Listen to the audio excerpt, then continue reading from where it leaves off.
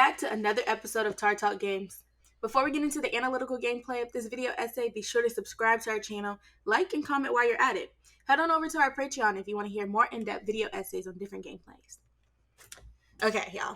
So, Christian, Julianne, and I have been playing this game. It's kind of like my favorite game now. Just a little plug, just a little shameless plug. For sure. But we've been playing The Last of Us, and it's safe to say this game is scary.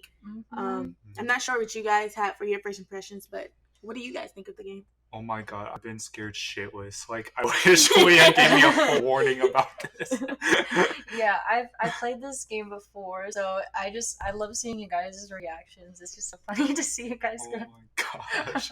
That's good. I'm scared every time we play. But just to give a little background on the game, The Last of Us, developed by Neil Druckmann and Naughty Dog Studios in 2013, illustrates a post-apocalyptic scenario where there are changing societal norms. The main characters, like Joel and Ellie, often face life or death decisions. The game enables players to reflect the moral weight of the character's decision and provide greater insight into involving moral decision-making, especially in the face of global dangers like pandemics or societal collapses. Furthermore, it brings up the interesting topic for discussion about how the media can influence people's perceptions of what's right and wrong, making this an engaging subject open to interpretation and debate. The game is also so popular that they actually have a show on HBO Max. Another little shameless plug. That show had me in tears. Have any of you guys watched it? I have watched it, and I love the show as well. They make their own choices in the show, and it's great. Not to call anybody out at the table, but somebody didn't do their homework assignment, which was I'm sorry. just to watch the show. But maybe after this, you'll get I on would it. get nightmares if I watched that show. No, it so I was think so I saved good. myself. If I get nightmares, I watch it at like 3 a.m. and like you guys know what they say about 3 a.m. It's okay. So Oh my god. I had to turn it off. Just But- watch the Bill and Frank episode. Oh yeah, No. episode 3. That's where it's at. Yeah. But yeah.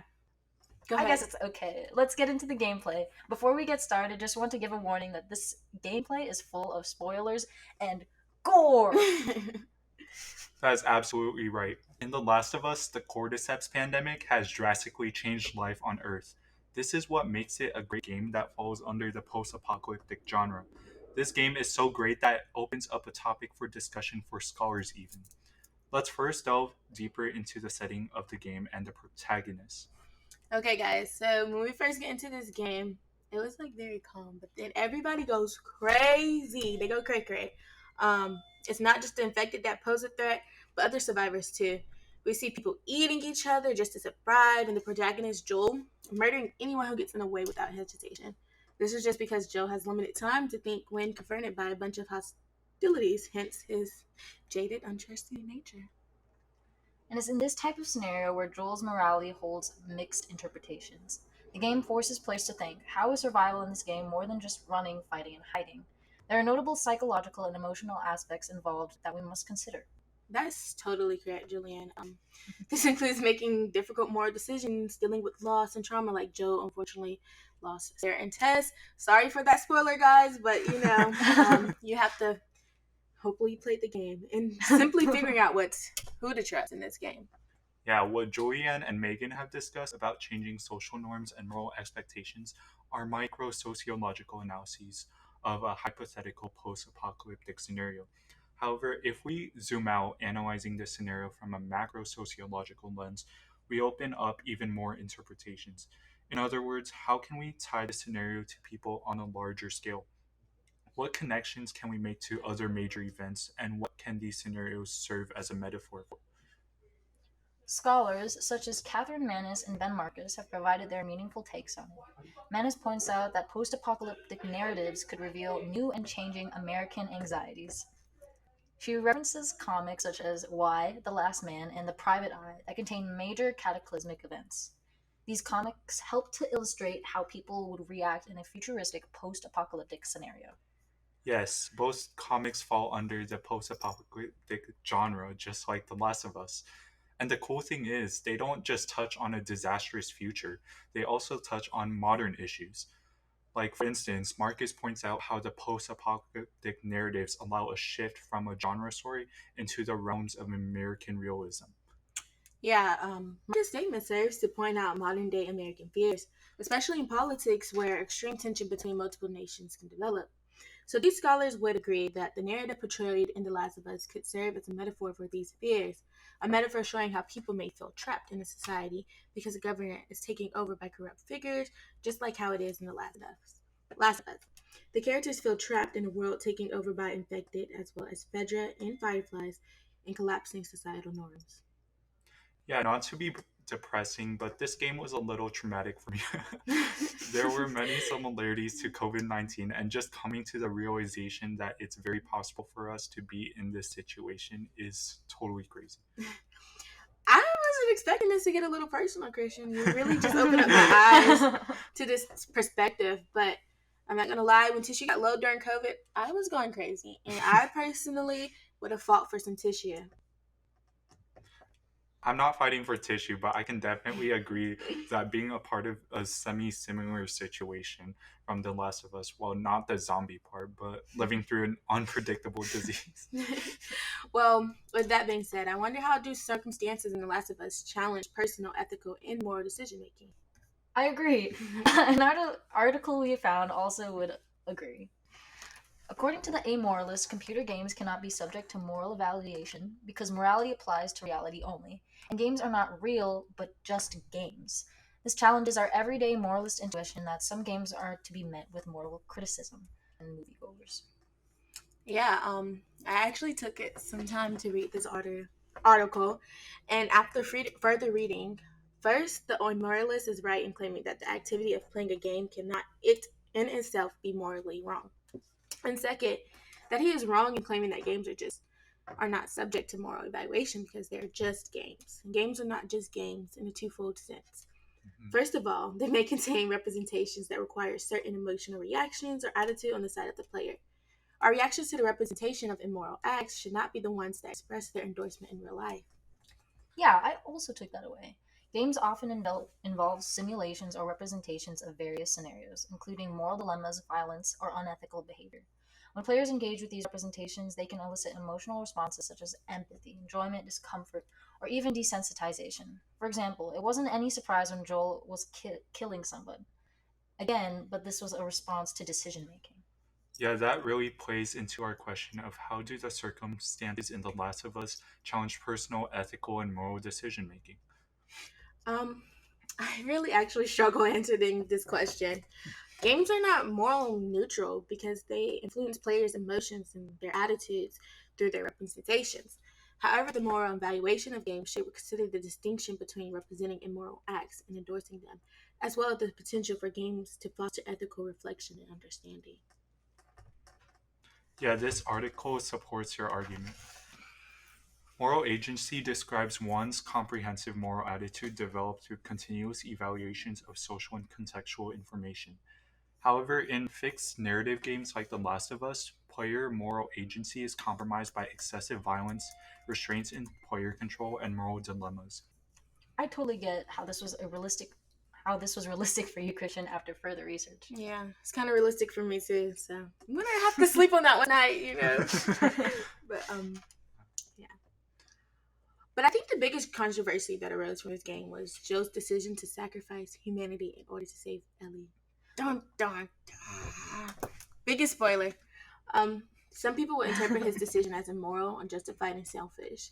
Some would go as far as to consider him a psychopath. In Polygon's The Last of Us review, Dead Inside, someone states that in a review of The Last of Us, early on, I slowed down between encounters to ease The Last of Us tension. By the end, I was pausing because I felt like a bad person doing bad things.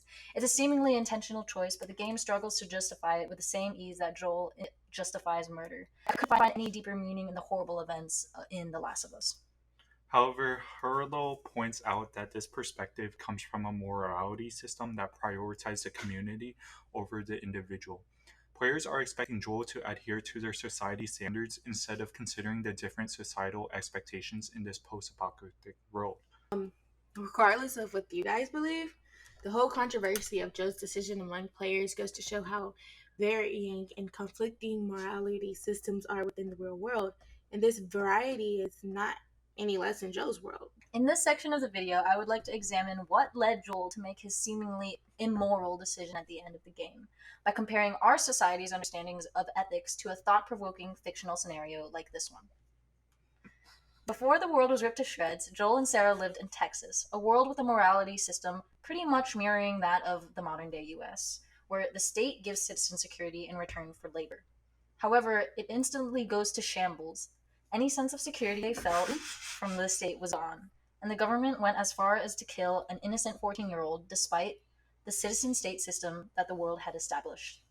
In the immediate panic of the outbreak, there is effectively no functioning authority that provides guards, and much less cares.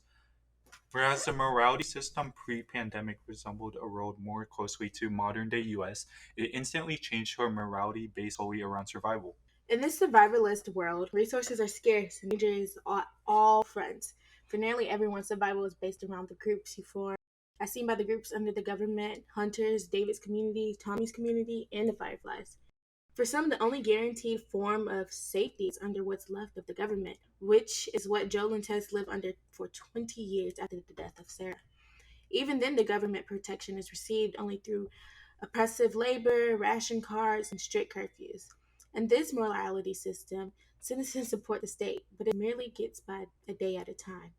Joel and Tess still smuggle to make ends meet.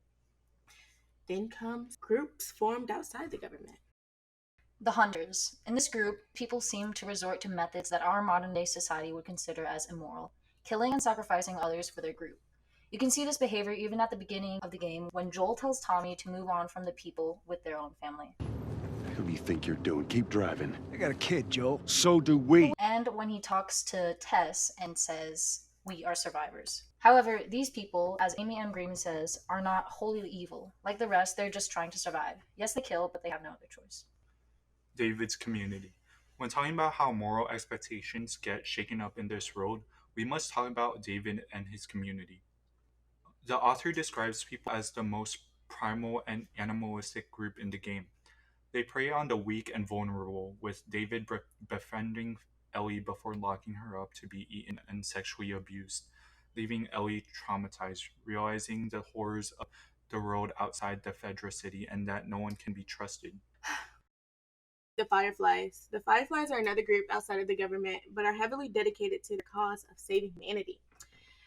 As some YouTubers like to describe, most stories would depict them as the hero, comparing them to the underdog heroes, much like Robin Hood, who go against a tyrannical government and work for the common good.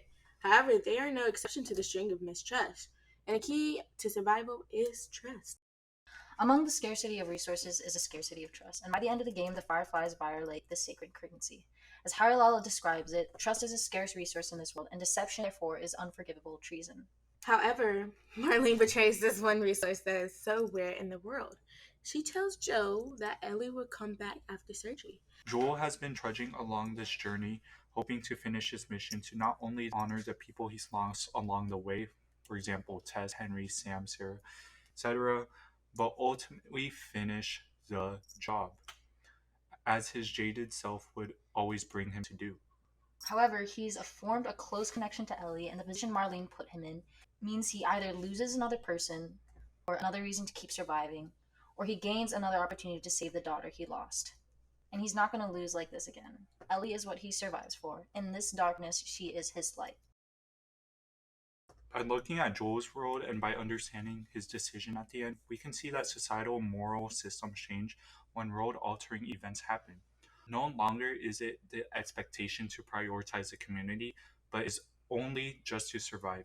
Survival and trust are the basis of this morality structure. Player response shows this game shakes by the head some deep-seated values regarding what constitute right and wrong.